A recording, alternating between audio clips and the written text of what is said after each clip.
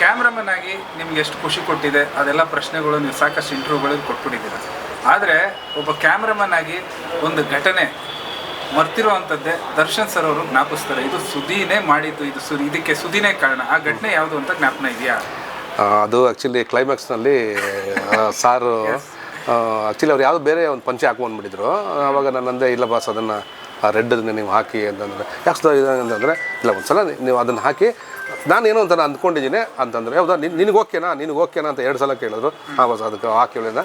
So ಹಾಕ್ಕೊಂಡಾಗ ಆ short ತೆಗೆದ ಮೇಲೆ ಬಂದು ಮಾನಿಟ್ರಲ್ಲಿ ನೋಡಿದ್ರು. ಮಾನಿಟ್ರಲ್ಲಿ ನೋಡ್ಬಿಟ್ಟು ಏನು ಜಸ್ಟ್ ಬಂದು ಅವರು ಶೋಲ್ಡ್ರ್ನ ಹಿಂಗೆ ಟ್ಯಾಪ್ ಮಾಡಿ ಹಿಂಗೆ ಹೋಗ್ತಾರೆ. ಅಂದರೆ ನೀನು ಅಂದ್ಕೊಂಡಿದ್ಯಾ ಅದು ಕರೆಕ್ಟು ಅಂತ ಅಂದ್ಕೊಂಡು ಹೋಗ್ತಾರೆ. ಅದು ಅವತ್ತು ಆ್ಯಕ್ಚುಲಿ ಅದನ್ನೆಲ್ಲ ಕೆಲವನ್ನೆಲ್ಲ ಹೇಳೋ ವಿಷಯ ಅಂತ ನಾವಲ್ಲ.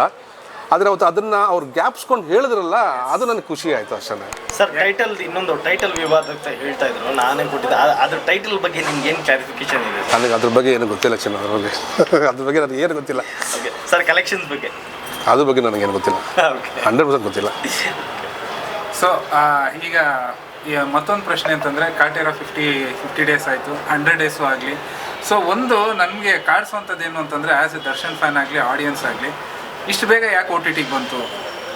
ಅದೇ ಅವರು ಕಮಿಟ್ಮೆಂಟ್ಗಳಿರುತ್ತಲ್ಲ, ಇನ್ನು ಓಡ್ತಾ ಇದ್ದಾಗೇನೆ ಇನ್ನೊಂದು 100 ಡೇಸ್ ಸೆಲೆಬ್ರೇಷನ್ಸ್ ಹೆಂಗಾಗುತ್ತೆ, ಯಾವ ರೀತಿ ಅನ್ನೋ ಖುಷಿ ಇರುತ್ತೆ. ಯಾಕಂದರೆ ಇಂಡಸ್ಟ್ರಿನಲ್ಲಿ ಇವಾಗ ಅಂಥ ಬೂಮ್ ತೊಗೊಳ್ಳೋವಂಥ ಸಿನಿಮಾಗಳು ಕಮ್ಮಿ. ಅಂದರೆ ಈ ಒಂದು ಸಿನಿಮಾ ಬಂದು ಇಂಡಸ್ಟ್ರಿಗೆ ಒಂದು ಪುಷ್ ಸ್ಟಾರ್ಟ್ ಕೊಟ್ಟಿದೆ. ಸೊ ಅಂಥ ಟೈಮಲ್ಲಿ ಇಷ್ಟು ಬೇಗ ಬಂದಿದ್ದು ಕಾಮೆಂಟ್ಸ್ ತುಂಬ ಬಂತು, ಯಾಕೆ ಇಷ್ಟು ಬೇಗ OTTಗೆ ಬಿಟ್ರಿ ಅನ್ನೋದು ಕಾಮೆಂಟ್ಸ್ ಬಂತು. ಅದೇನಂತಂದರೆ ಅವ್ರದ್ದೇನೋ ಒಂದು ಕಮಿಟ್ಮೆಂಟ್ ಆ ಕಡೆ ಫಸ್ಟ್ ಅವ್ರು ತೊಗೋಬೇಕಾದ್ರೆ ಮಾಡ್ಬೇಕು, ಅವ್ರಿಗೇನೋ ಕಮಿಟ್ಮೆಂಟ್ಗಳಿರ್ತದೆ. ಸೊ ಆ್ಯಕ್ಚುಲಿ ಪಾಪ ಅವರು ಇನ್ನೂ ಬೇಗನೆ ಮಾಡಿದ್ರೆ, ಪಾಪ ಅವ್ರದ್ದು 1 ವೀಕ್ ಆ್ಯಕ್ಚುಲಿ ಮುಂದೆ ಹಾಕಿ ಮಾಡಿದ್ರು. ಸೊ ಅದೇ ಕಮಿಟ್ಮೆಂಟ್ಸ್ಗಳು ಇದ್ರ ಮೇಲೆ ಇದಾಗುತ್ತೆ. ಓಕೆ ಮಾಡ್ಬೋದಾಯಿತು, ಅಷ್ಟೇ 50 ಡೇಸ್ ಕೂಡ ಅವ್ರು ಮಾಡ್ಬೋದಾಗಿತ್ತೇನೋ. ಬಟ್ ಕಮಿಟ್ಮೆಂಟ್ ಮೇಲೆ ಕೂಡ ಅವ್ರೇನೋ ಮಾಡದಿರ್ತಾರೆ ಅಷ್ಟೇ. ಅಲ್ಲ, ಆ್ಯಕ್ಚುಲಿ ಇದು ಅಬ್ರಾಪ್ಟ್ ಕ್ವಶನು ಟೆಕ್ನಿಷಿಯನ್ಗೆ ಕೇಳೋವಂಥದ್ದು. ಬಟ್ ಒಂದು ಕಾಮೆಂಟ್ ಸೆಕ್ಷನಲ್ಲಿ ಬಂದಿದ್ದು ವಿಚಾರಕ್ಕೋಸ್ಕರ ನಾನು ಕೇಳಿದೆ ಅಷ್ಟೇ. ಸೊ ಈಗ ಕಾಟೇರಾಗೂ ಡೆವಿಲ್ಗೂ ಇರುವಂತಹ ವ್ಯತ್ಯಾಸ, ನಾನು ಹೇಳಿದೆ ಕ್ಯಾಮ್ರಾಮನ್ಗೆ ಕಣ್ಣುಗಳಿಗೆ ಫಸ್ಟ್ ಕಾಣೋದು ಅಂತ. ಇತ್ಲಾಗೆ ಡಿ ಗ್ಲಾಮು ಕಾಟೇರಲ್ಲಿ, ಇತ್ಲಾಗೆ ಹೀರೋಯಿನ್ನು ತೋರಿಸಲ್ಲ, ಅಷ್ಟು ಅಂದ ಚಂದವಾಗಿ ದರ್ಶನ್ ಸರ್ನ ತೋರಿಸ್ಬಿಟ್ಟಿದ್ರು. ಏನು ಅನ್ನಿಸ್ತಾ ಇದೆ?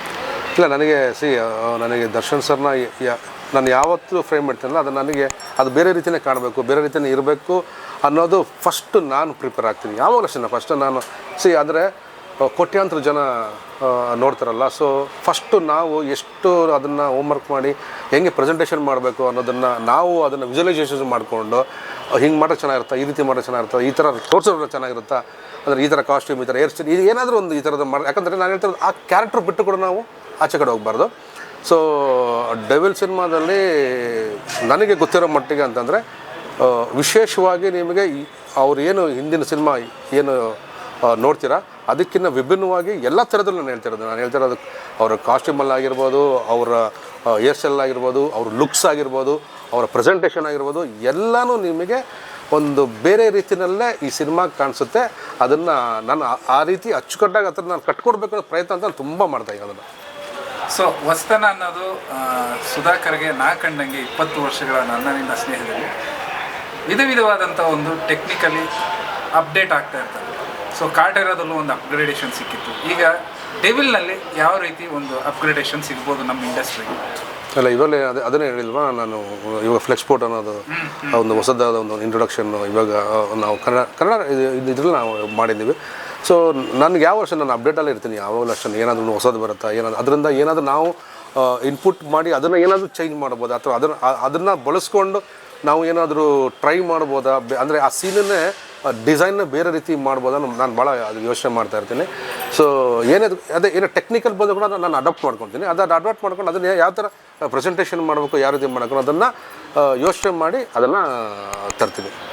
ಓಕೆ, ಫೈನಲಿ ಲಾಸ್ಟ್ ಕ್ವಶನ್ ಅಲ್ಲ ಇದು, ಆರೈಕೆ 25ನೇ ವರ್ಷ ಬರ್ಡೇಗೆ ನಾನು ನಿಮ್ಗಳ ಕೈಗೂ ಸಿಗೋಕ್ಕಾಗಿಲ್ಲ.